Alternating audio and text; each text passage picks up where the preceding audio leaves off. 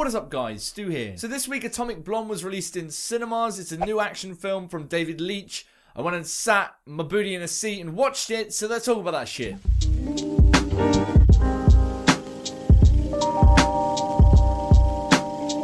So Atomic Blonde tells a story of a MI6 agent who's sent into Berlin during the Cold War to try and retrieve a kind of list of all the spies, which obviously the government doesn't want to get out because that would not be fun for anyone involved. And while she's there, some spy stuff happens, and then some more spy stuff happens, and then a whole lot of other spy stuff happens. So as I said, the film stars Charlize Theron as the lead agent here, and Charlize, she kicks ass here. Undeniably, she kicks ass. She is very badass, and there are many moments in the film where I was like, is Charlize actually going to do that? Oh, she doing it?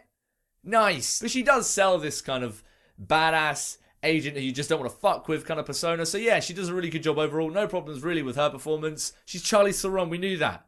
The woman, she's amazing. But the rest of the cast is clearly having a lot of fun as well, particularly James McAvoy, who doesn't do his best work here, but he's at least fun to watch on screen, and he's the character that I could see is clearly having the most fun with his role. So yeah, I always enjoy seeing James McAvoy in whatever film he's in. The film is also visually a very gorgeous film. It's a sort of film which plays a lot with neon colours, which is becoming quite a bit of a trend nowadays in a lot of action cinema, but it does it very well. I like the pretty colours in it, so yes, that worked for me. The whole thing is shot in a very slick and stylish way, which definitely worked for the action that's on show here. So from a visual standpoint, the direction, I've not really got much problems there. I think it looks like a very, very pretty, gorgeous action film there. And the action that's being shown through those pretty, colourful, neon, pretty lenses is, yeah, it's kind of fucking top notch. Every single action sequence in this film did a fantastic job of sucking me in, getting me straight into the action. And it's one of those films which just lets the action speak for itself. It's not one of those ones where the editor's straight in there giving a fucking 1,000 shots between someone punching.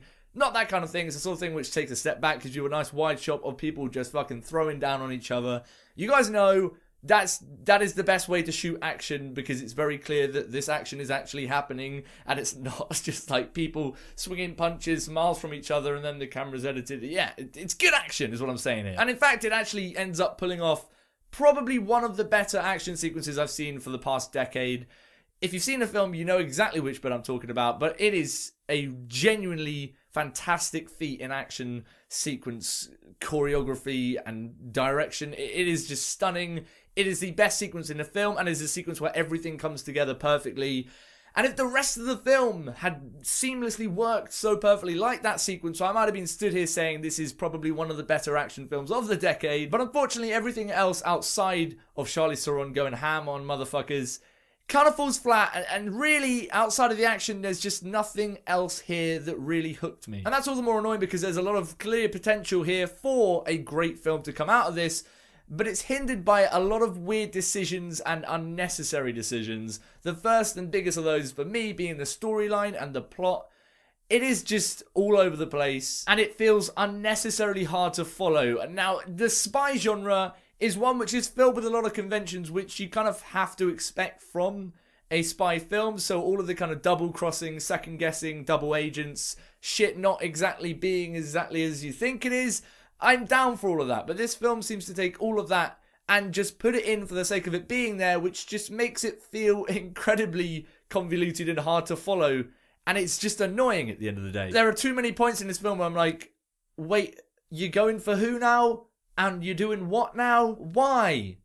Can you just punch someone again, Charlize? Okay, yeah, you're punching someone. Alright, I'm alright. But then the fight sequence ends, and then I'm reminded that I actually don't give a shit what's going on here whatsoever, because I'm not entirely sure exactly what is going on here. It's too busy trying to be much more clever than it actually is, and as a result of that, never gives us any reason to care about anything that's happening. I did not care about a single character in this. I didn't want anyone to succeed in what they were doing, and I didn't give a shit if any of them died. And I don't think I need to explain why that's a big problem to have in any film. But also the central kind of MacGuffin of the storyline here, which is this list that she's going after, never really gets explained at all, which I guess is also the point in a MacGuffin.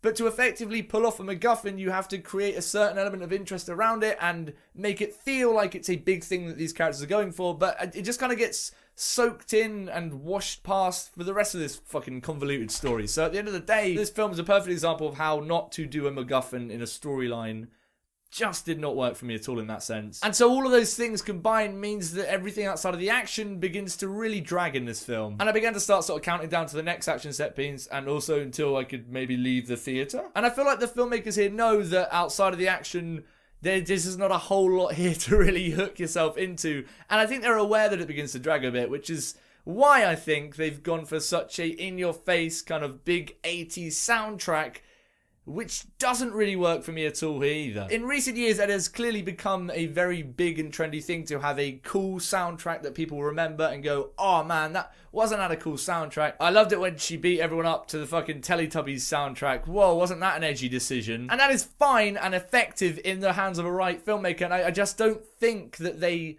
really have a grasp of what makes a good soundtrack work in a film here. And it might have been easier to get sucked into all of the soundtrack and action that's going on if they weren't completely overusing the diegetic to non-diegetic soundtrack technique in this film. And what I mean by that is when you have a song that is playing in the soundtrack, and then it will quickly become evident that it's actually playing in the world of the film. So it'll play through, like, I know, a car radio. And that is a very interesting technique to use in a film. It's a very effective way of bridging the gap between the soundtrack and what's actually happening in the film world. And it's an exciting, edgy way of intertwining interesting songs into action set pieces. But this film uses that technique pretty much every scene, and it gets very repetitive and very stale, and it's just very clear that they're trying to be cool and edgy with this soundtrack. Seriously, how many fucking radios do you have?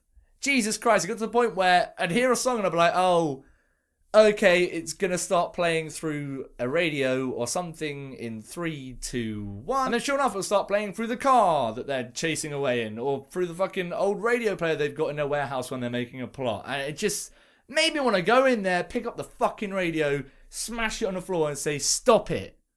Stop fucking listening to 80s classics. You've got other shit to worry about. Terrible, terrible use of soundtrack in this film. Really, really annoyed me. And that's kind of heightened a bit more by the fact that the actual scenes that these songs are playing over the top of feel incredibly lifeless and soulless. The best way to describe how this film felt for me watching it is like when you have a song on and it's not quite loud enough. It's not quite quiet, but it's somewhere in between. So you can hear it, and it's working. It's a good song, but it's just not filled with that much energy. You need it to go quite loud to be able to dance to it. That's exactly what this film felt like to me. It can't ever suck me in enough to really ignore the fact that there's just not really a whole lot to it. I am in love with Charlize Theron and I'll watch her do anything, but there's only so much Charlize Theron punching bad guys in the face that can cover up the fact that you got a pretty empty and lifeless film here. And so that's why I'm going to give Atomic Blonde a 3 stars. I'm going to forget about it probably within the week.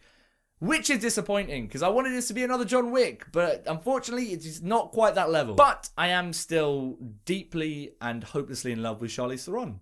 So there's that. But what about you guys? Have you seen Atomic Blonde? How's it compared to some other action films we've been getting lately? I guess the most obvious comparison is going to be between John Wick and Atomic Blonde, just mainly because they're kind of similar-ish films, although not really, but it's the same team behind it, so I guess there's that. Yeah, let me know which one you preferred or what you thought about Atomic Blonde in the comments below. I'd love to know. And as usual, if you like this review and you want to see me talk about more shit, please go ahead and click subscribe. But until next time, stay beautiful, mother truckers.